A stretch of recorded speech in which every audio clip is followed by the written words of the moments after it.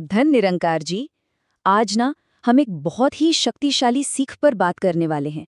एक ऐसी सीख जिसमें हमारे रिश्तों को बदलने की, उन्हें संवारने की गजब की ताकत है। और सबसे खास बात यह है कि ये सब असल जिंदगी के अनुभवों पर आधारित है। तो हो सकता है कहीं ना कहीं ये बातें हमारे अपने जीवन से भी जुड़ी हुई महसूस हों। तो चलिए इसी एक सवाल से शुरुआत करते हैं। कभी ऐसा हुआ है हमारे साथ कि हमें लगे कि सामने वाला इंसान एकदम बदल गया है? किसी अपने रिश्ते में ना अचानक एक अजीब सी दूरी महसूस होने लगती है। ऐसा लगता है जैसे वो जो पहले वाला अपनापन था वो कहीं खो गया है।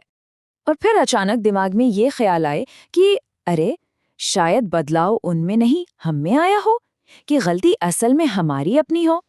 ये सोचना थोड़ा मुश्किल है ना? पर सच कहूं तो आज की हमारी पूरी बातचीत का जो केंद्र है ना, वो यही एक सवाल है।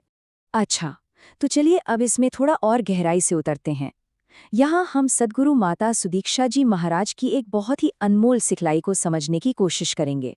और वो सिखलाई है आत्ममंथन, मतलब अपने ही अंदर झांकने की शक्ति। सद्गुरु माता जी की ये जो आत्ममंथन की अनमोल सिखलाई है ना, इसे जब जीवन में अप्लाई करके देखा तो महसूस हुआ कि इससे सिर्फ खुद का ही जीवन नहीं महकता, बल्कि हमारे चारों ओर एक आनंद का, एक खुशी का वातावरण बन जाता है। जरा सोचिए, एक छोटा सा अंदरूनी बदलाव कितनी बड़ी पॉजिटिव लहर पैदा कर सकता है। तो चलिए अब इसे ना एक असल जिंदगी के उदाहरण से समझते हैं कि ये काम कैसे करता है। ये एक घटना है, दो करीबी सहकर्मियों की, जिनके रिश्ते में एक अजीब सा तनाव आ गया था।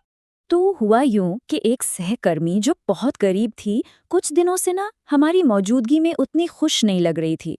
वो जो पहले वाली गर्मजोशी थी, वो अपनापन सब गायब सा था। पूरी सिचुएशन बहुत ही अजीब और असामान्य सी लग रही थी। और यहाँ पर ना कहानी एक बहुत अहम मोड़ पर आ जाती है। पहला विचार मन में क्या आया कि चलो जाकर सीधे सीधे पूछ लेते हैं कि भाई बात क्या है। पर फिर एक दूसरा ख्याल आया कि क्यों ना यहाँ पर सद्गुरु की शिक्षा को अप्लाई किया जाए, क्यों ना आत्ममंथन किया जाए। और जब आत्ममंथन किया तो एक बात बिल्कुल साफ हो गई। एहसास हुआ कि जब भी वो अपनी बात, अपनी राय रखना चाहती थी, तो हर बार अनजाने में ही सही दासी उसका विरोध कर रही थी। जबकि सिखाया क्या गया था, यही कि हमें सबकी ओपिनियन को, सबके विचारों को रिस्पेक्ट करना है। तो बस इस एहसास के बाद सबसे पहले तो मनी मन ये ठान लिया कि आगे से ऐसा बिल्कुल नहीं करना। और फिर बहुत ही सहज तरीके से अपने दिल का भाव उनसे साझा किया, उनसे बात की। और नतीजा नतीजा ये हुआ कि अगले ही दिन से वो पुरानी दोस्ती वाली महक वापस आ गई। और इस पूरी घटना से जो एक बात समझ में आई वो ये है कि अगर रिश्ता दिल से होना तो हर बात जुबान से कहना जरूरी नहीं होता।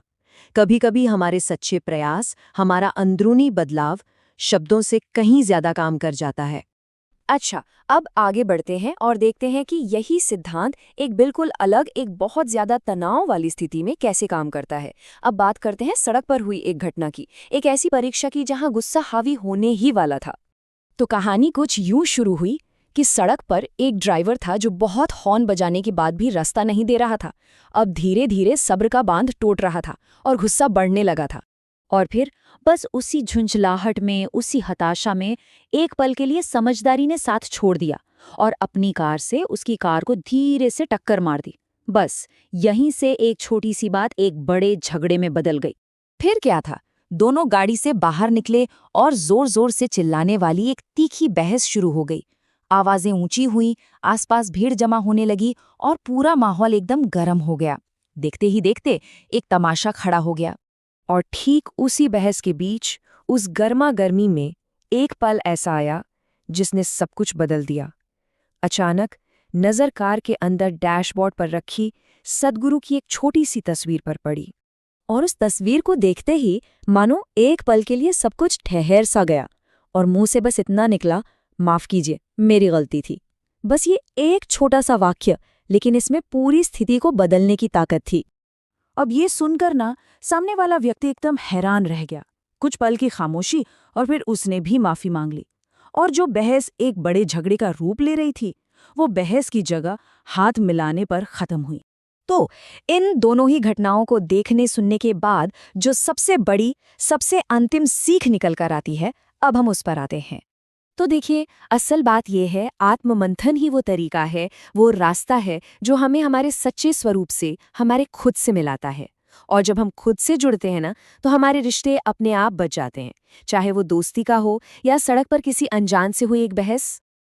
और आखिर में ये पूरा विश्लेषण हमें एक बहुत गहरे सवाल के साथ छोड़ जाता है कि जब हमें पूरी तस्वीर साफ साफ दिखाई न दे रही हो, जब हालात मुश्किल लग रहे हों, क्या हम तब भी भरोसा और समर्पण कर सकते हैं? क्या हम तब भी अपने अंदर झांक कर विश्वास बनाए रख सकते हैं? शायद आत्ममंथन की सबसे बड़ी शक्ति इसी में छिपी है। धन्य निरंकार जी।